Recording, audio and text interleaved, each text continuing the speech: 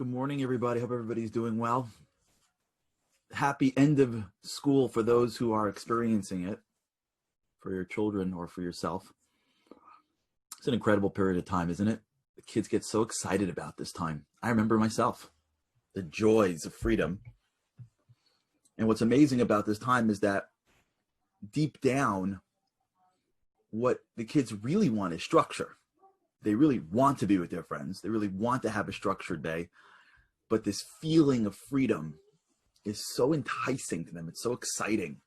So for those who are experiencing it through their kids, this is a little bit muted from years past, where it was just sort of unadulterated joy for school ending. But it's an amazing transition. I think we all have that to some extent, where we all want that level of freedom, that ability to do whatever we want. But really our greatness doesn't take place in freedom.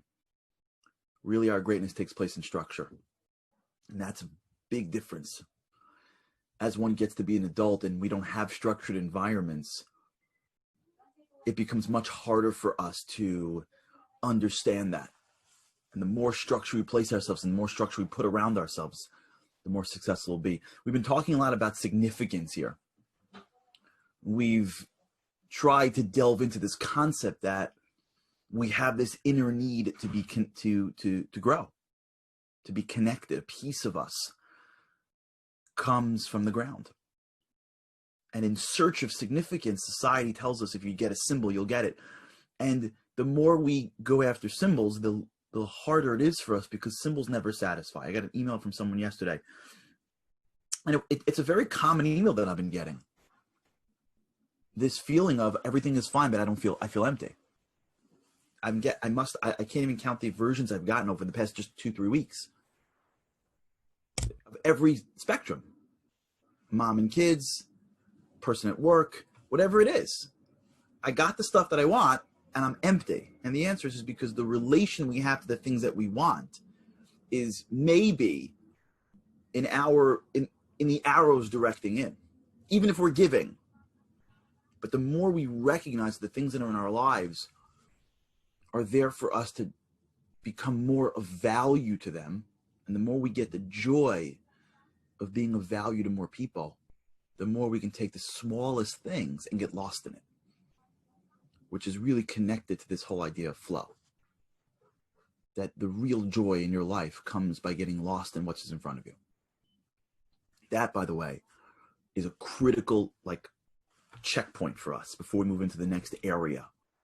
Like if we're at the border right now of significance and we're entering into the territory of connectedness, one great major checkpoint that we have to always remember is that happiness is not going to be contingent on anything. Happiness is a choice. And one great, powerful way to ensure happiness is to get lost in the things that you're doing. You may have to be more discriminative as to what you're choosing to do. Fine. But when you get lost in what you're doing, you're happy. The difference between the kid who is playing Lego and is the king of a castle and he's like lost in his world, and the dad who's throwing a football in the backyard with his son or his daughter and thinking about the emails that he has to read is the two different worlds. It's getting lost in something.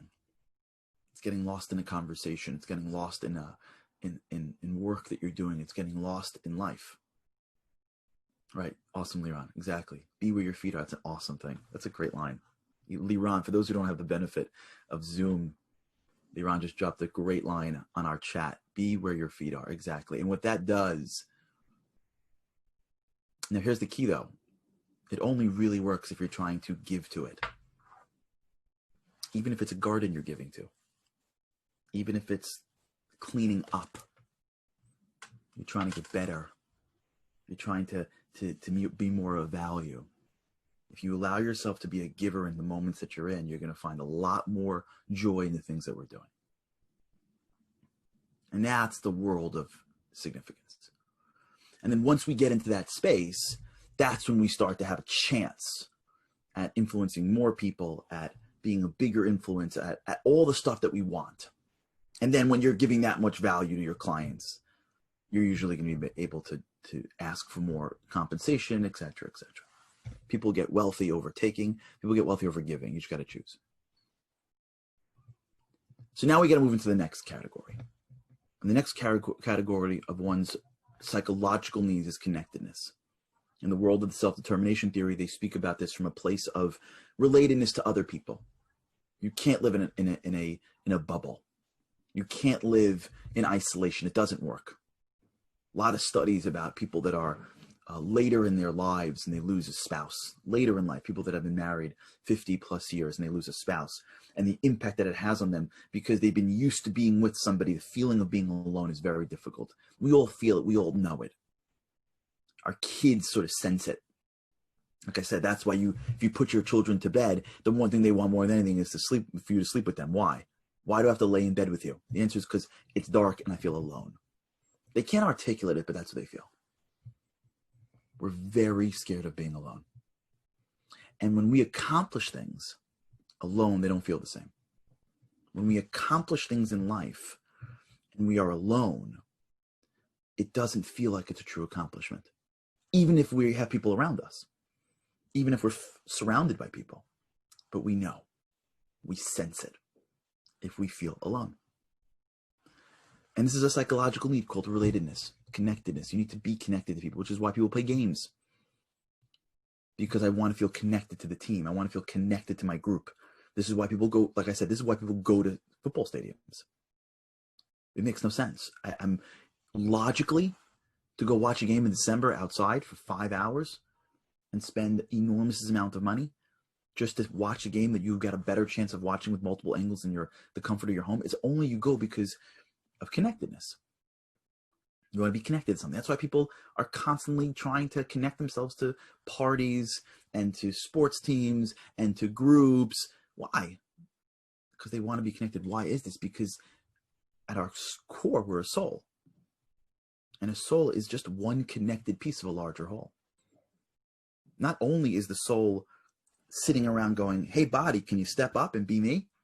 And so we need this feeling of significance, this growth of being an earthly body to being a divine soul. It's more than that. The core of who we are is part of something else. It's how we exist. It's the origins of what we are. We're just a piece of the larger divine light. We don't exist independently. Our body may be independent. We don't exist. We have a shared soul. We see it all the time. A husband and a wife are two parts of the same soul. They've reunited.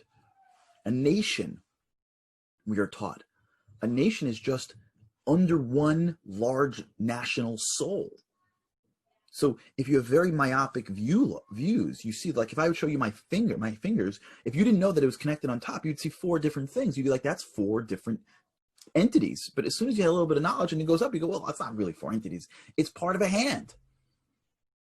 That's how it works spiritually. We're at the lowest level, so to speak, of the levels of soul. So we feel like I'm independent than you. I feel like I can beat you.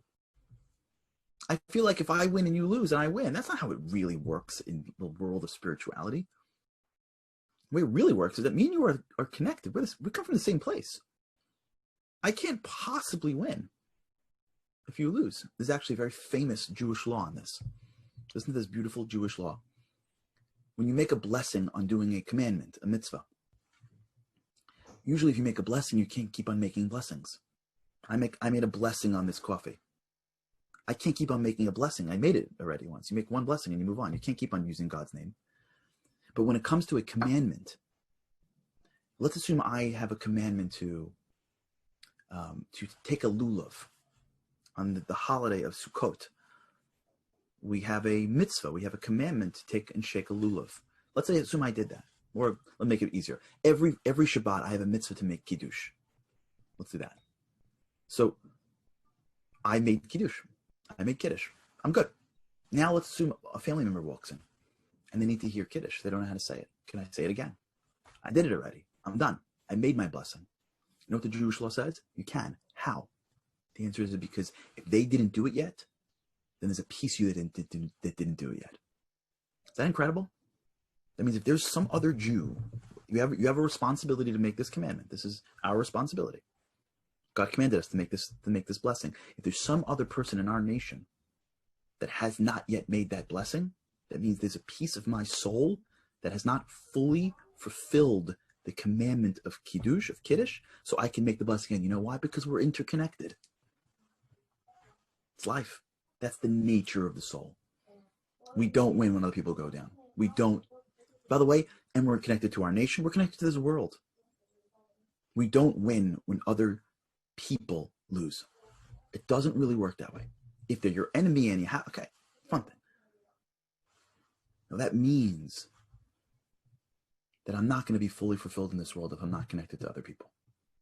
I don't got to be connected to everyone, but I need a true sense of connection to someone else, to other people, in order to feel fulfilled. Now this is where it gets complicated. How do we do that? Now it can't be that everyone's got to pat me on the back, right? Then we get lost in the trap of significance. If I got to wait for the whole world to love me, then I go back to my old traps. So what's blocking connection? What's blocking connection? It's in, look at the Mishnah, for why Yoshua, look at the Mishnah Berurah. It's in there. If you want to, if you're Sephardi, look at that Yalkut Yosef. It's in there as well. I think it's in the Mishnah Berurah, but I follow Yalkut Yosef, so that's where I found it from. So what's blocking connection?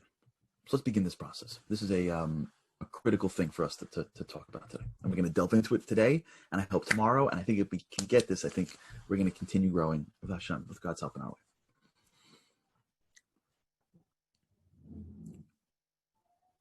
Kids are little. Let's start with kids.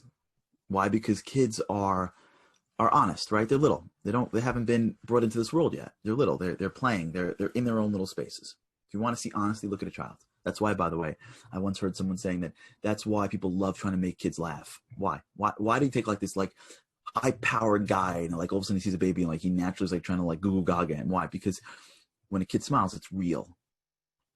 And everyone else smiles, you don't know. And the real smile feels different. Let's take a child. He's 2 years old. He comes into this world. She comes into this world. And from when they first start coming into this world, it's like, it's total jumping, right? They're growing, they're learning, they're playing, they're laughing, they're crying, they're yelling, they're screaming, they're best friends with somebody, they hate the person, they shared the toy, they didn't share the toy. The life of a 1-year-old, a 2-year-old, a 3-year-old is a constant roller coaster. And they are who they are. They fail sometimes, they win sometimes. They're not that embarrassed. They embarrass us sometimes. They'll say whatever they want in their minds. You ever sit around with a 4-year-old, a 5-year-old? Anything goes on in the house. As soon as if anything goes on in this house, the 5-year-old is like broadcasting it to everybody else. What are you going to tell them? Don't say anything? Everything is honest, right? You don't got to promise a 5-year-old anything, because if you say it, they take it as a promise, right? They play with anything. It's a different world. They watch kindergartens usually don't have. There's no drama in kindergarten. There's no like, he sat next to me, I'm mad at him. There's no like, did you call me last night? There's no drama. They're just kindergarten kids. I don't know. They're sitting around and playing. They may be out of space, but they're just the sense of who they are is who they are. That kid grows up, and now the kid becomes 6 or 7 or 8. Sometimes a little later, sometimes a little earlier. Depends on the kid. And that kid's about to get on the bus. And if it's like in my house when they were little, and I would say to them, okay, everybody, bus time, whenever we get them all ready. And like wintertime in New York gets cold sometimes. So it's like we have a little process. I would do like hats and gloves and jackets and knapsacks and kiss, and off you go. Hats and gloves and jackets and knapsacks and kiss, and off you go. And every day, the same deal. Hats, gloves, jackets, knapsack, kiss, and off you go. So you put the kids on the bus, you put the kids on the bus, you put the kids on the bus. All of a sudden, one day something happens. Hats, gloves, and the kid goes, oh, I don't want to wear my hat. And you go, why? He goes, but I don't wear my hat. And you say, yeah, but it's cold outside. And the kid looks at you and goes, yeah, I know, but I'm not going to wear the hat. And you're like, why? It's cold. And they tell you the following line. There's different versions of this line, but this is the beginning. I know it's cold, but I'm not going to wear it. Because when I wear it, I look like a geek, nerd. I don't like it. It doesn't look good. And at that moment in that kid's life, there's something that has been born. There's something else that exists in the life of that child that is not them. Because what normal human being would want to be cold, even if you're 8? What, an 8-year-old wouldn't put their hand in the fire. They wouldn't deliberately go outside if it was cold. But why would an 8-year-old or a 9-year-old or a 10-year-old deliberately choose to not put on something warm? Because when they get on a bus,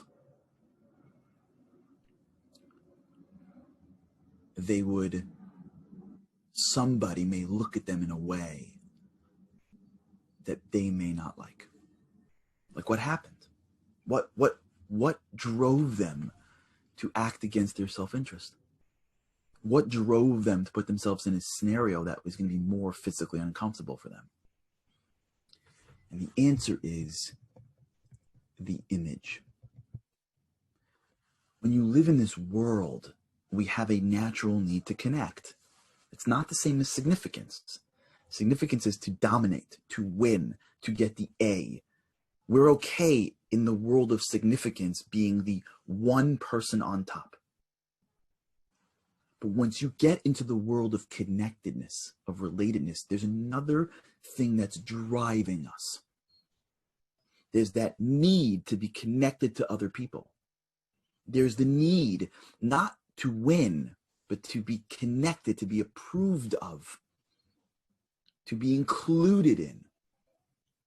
There's some schools where in class, the approval mechanism is failing. So kids are deliberately trying to lose because they want to be approved of. They want to be included in a circle.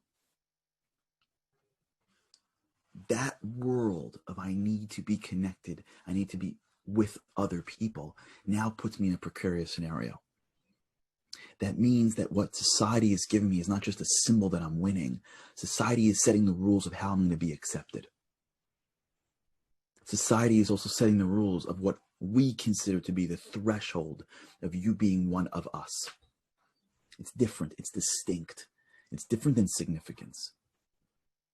You're not trying to stand out. You're trying to fit in. And that fitting in is critical because you can't be alone.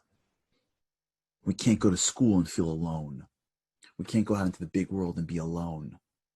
And so we need people to tell us what it is that we need to do to be accepted into this little society. So when I wake up in the morning, I feel like I am connected to somebody else. And when you're little, whoever's on the bus, whoever's in your class, whoever is an upper gradesman, whoever is in this little micro society called family, friends, school, whoever's in these worlds set the terms of what it is that we determine are things that you need to do to be accepted with us. And at that moment, we realize that, hey, I may not make it. I was putting on the hat and I thought it was okay, but I guess my friends think it's ugly. I was wearing these clothes. I was eating this food. I was saying these things. I was this nice. I was playing with anybody. I was studying. I wasn't studying. I was just being me. I guess that's not enough. So now I have to create a little bit of a film, a little bit of a screen around me. And I got to make sure that screen, even if it's not me really, I got to make sure that screen is accepted. And that's called the birth of the image. Regardless of whether I want to wear that hat, it's going to mess up my image. And the people that I'm interacting with now are now not interacting with the true me. They're interacting with a version of me that I need to put around me so that the people around will accept me. The birth of the image is now the creation of this shell that we put around us, that we work on and tinker with to make sure that we can put on this body armor and connect to people. When you're little, you don't realize it. And then as you get older, you still don't realize it. And we're going to do tomorrow with God's help, and maybe we'll see. So we have to take that out and analyze it. Because many times the reason we don't feel connected is because the people that are connecting to us are not connecting to us. They're connecting to our image. When we're connecting to their image, it's like we're both walking around with these big body armor suits. And I'm just talking, my image is talking to their image. And both of us are like nestled behind, feeling a little bit more alone. All right, we'll continue this. Thanks so much for your time today. We should, let's spend the day trying to really push to get lost in the world, lost in giving value, and begin the process of trying to discern. This is stuff that we're cutting with scalpels. We're not using axes. Discern between what is us, what is our image. And we'll talk about this with God's help tomorrow. I look forward with God's help to see you again tomorrow. Thanks so much.